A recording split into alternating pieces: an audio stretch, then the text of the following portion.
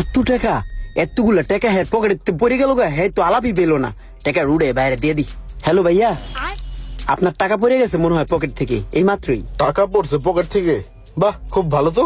টাকাটা তো পকেট থেকে পড়ছে আমি দেখিও নাই। তুমি তো চাইলে নিয়ে যেতে পারতা। তোমার ভিতরে তো লোভ নেই, সব ছেলে। নাম কি তোমার? আমার নাম ইমরান হোসেন। ইমরান? জি স্যার। বস আমার পরিচিত, গ্রাম থেকে আজকেই আসছে। ও বেকার, ওর একটা চাকরি দরকার। আমাদের এখানেও তো একজন লোক দরকার, ইমার্জেন্সি। বিল্লাল, তুমি এক কাজ করো, ওকে রাইখা দিই নাকি? জি বস, আমি সব ধরনের কাজ করতে পারবো। এই চাকরিটা হইলো আমার অনেক ভালো হইলো বস। সমস্যা নাই, তুমি আজকে থেকেই এই দেখাশোনার দায়িত্বটা পালন করো।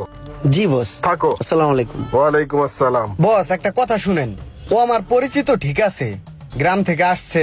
পরে কি প্রথম অবস্থায় এরকম একটা শোরুমে চাকরি দেওয়া আমাদের ঠিক হইবে? বস আমার মনে হয় কি চিন্তা ভাবনা কইরা যাচাই বাছাই কইরা আমাদের রাখা দরকার। না, অত যাচার তো কিছু নাই। একটু আগে ওই 2 লাখ টাকা আমার পকেট থেকে পড়ে গেল, ও দেখাও নিল না। টাকার লোভ যেহেতু ওর ভিতরে নাই, আমার মনে হয় কিছু হবে না, রাইখা দিই।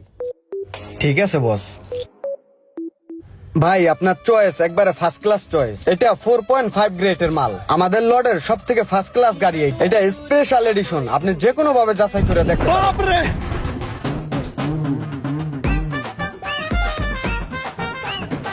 ঠিক আছে, আমি দেখলাম তো সবকিছু, পরে জানাবো না, সমস্যা নেই। থাকো, হ্যাঁ জানাবো না। বুঝতে পারছেন স্যার? স্যার, গাড়ির ফ্যাসিলিটি সম্বন্ধে আপনি তো অবগত হইলেন। এখন কি আপনার গাড়িটা পছন্দ হয়েছে, এটাই কি কনফার্ম করব? হ্যাঁ ঠিক আছে, এটাই কনফার্ম করেন। জি স্যার, তাহলে অফিসে চলেন আমরা কথা বলি।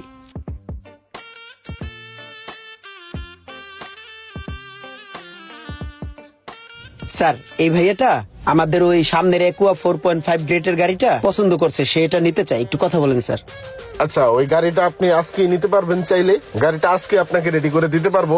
আর নাম্বার করতে দিলে 2 দিন পরে নাম্বার পাবেন। সমস্যা নাই। এখন এই যে এখানে 10 লাখ টাকা আছে, রাখেন বায়না হিসেবে। টুকটাক যা আছে আপনি একটু চেক দিয়ে রাখেন, বাকি টাকাটা 2 দিন পরে দিব, গাড়িটা তখনই নিব। ঠিক আছে, সমস্যা নেই। আল্লাহ হাফেজ, ভালো থাকবেন। আসসালামু আলাইকুম স্যার। বেলাল, কি করো? এদিকে আসো। তুমি কাজের বেলায় তো থাকো না, কথার বেলায় তো অনেক পারো। দেখছো, তুমি তো ওই গাড়িটা বিক্রি করতে পারো নাই। ইমরান দেখছো, গাড়ির বায়না সহ নিয়ে ফেলছে। ওই চাকাটা হাওয়া দিয়ে লইস। মনোযোগী হও। বস, একুয়াটা রেডি করতে বলে দিছি। টুকটাক হালকা পাতলা যা টাচাপ আছে ওই করে লইব, ঠিক আছে? আর ওই কালো গাড়িটার পার্টিটায় ফোন দিছিল, হ্যাঁ কিন্তু আসতেছে। চা পানির ব্যবস্থা করে লাই, ঠিক আছে? আর ওই বেলাল শুনো, ওই যে ওই গাড়িটার হাওয়াটা একটু কম আছে, ওর একটু খেয়াল রাখো। আর ময়লাও আছে, ঠিক আছে? ওগুলো পরিষ্কার করো। স্যার, আমি চা পানির ব্যবস্থা করি। ইমরান, জি বস। এই যে 1 লক্ষ টাকা ওই ব্রিজের ওইখানে একজনকে দিয়ে আসতে হবে। শিওর। আমি তোমাকে হোয়াটসঅ্যাপে নাম্বার দিয়ে রাখতেছি। আর এই টাকাটা তুমি রাখো, চা খাও। হ্যাঁ জি স্যার। আবার বিল্লাল রে বললো না। না স্যার, বলবো না, ঠিক আছে? আসি, আসসালামু আলাইকুম। বস ওরে দিয়া যে এই যে বড় বড় লেনদেন গুলা করতেছেন, এগুলা কি ঠিক হইতেছে?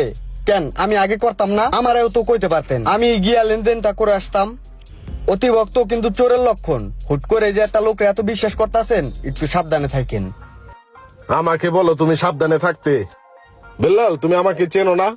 তোমার একদিন আগে হইলেও আমি কিন্তু এই দুনিয়াতে আসছি নাকি? তোমার চাইতে কোনো কিছু আমি কম বুঝি না। একটা মানুষকে চেনার জন্য কি কি দরকার সেটা আমি খুব ভালো করেই জানি। এমনকি আমি তাদের চোখের দিকে তাকাইলেই বলতে পারি। ঠিক আছে, মানুষের পিছনে লাগা বন্ধ করে দাও। তুমি তোমার কাজ ঠিক মতো করো, ঠিক আছে? নিজের চরকায় নিজে তেল দাও। যাও, মানুষের পিছনে লাগে থেকে সময় নষ্ট না কইরা সময়টা কাজে লাগাও। কাজ করো, লাভ হইব।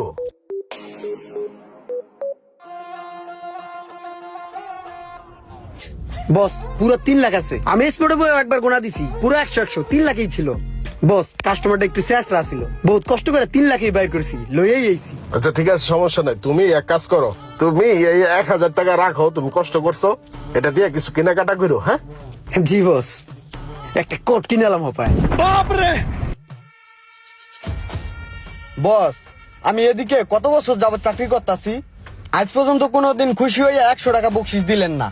আর ওরা 1000 টাকা আপনি বকশিস দিয়ে দিলেন। বস আপনার কি মনে হইতেছেন আপনি কোন দিক থেকে উল্টা পাল্টা করতেছেন? ওই আমার পরিচিত ছিল, ঠিক আছে, আমার কাছে কিছু না জিজ্ঞেস করে ওরা চাকরিতে রাখছেন। দ্বিতীয়ত ও যেদিন থেকে চাকরিতে ঢুকছে ওই দিন থেকে আমি ওর ভিতরে গরমিল পাইতেছি। চুপ করো বিল্লাল, তোমার তোমার মধ্যে অতিরিক্ত লোভ ঢুকে গেছে আমি দেখতে পারতাছি তো।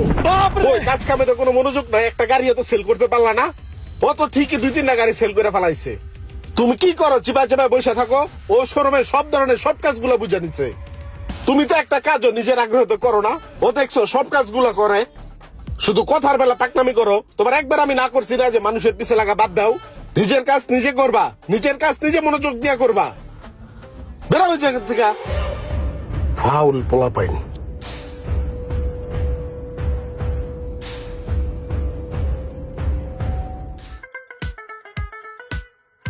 ইমরান, কাজ করতেছো? জি স্যার।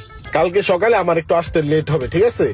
সকালে তুমি আগে এই 10 লাখ টাকা ব্যাংকে জমা দিয়ে রাখো। জি স্যার, আমি টাকাটা ব্যাংকে জমা দিয়ে হোয়াটসঅ্যাপে আমি রিসিপ্টটা পাঠিয়ে দিলাম সাথে সাথে। আর আমার একটা পার্টি আসবে ওই গাড়িটা ট্রায়াল দেওয়ার জন্য।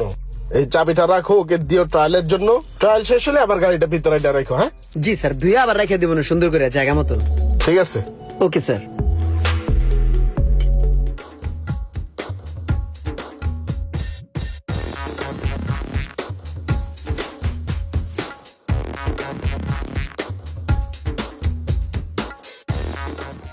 মানুষের উপরে এক, ভিতরে আরেক।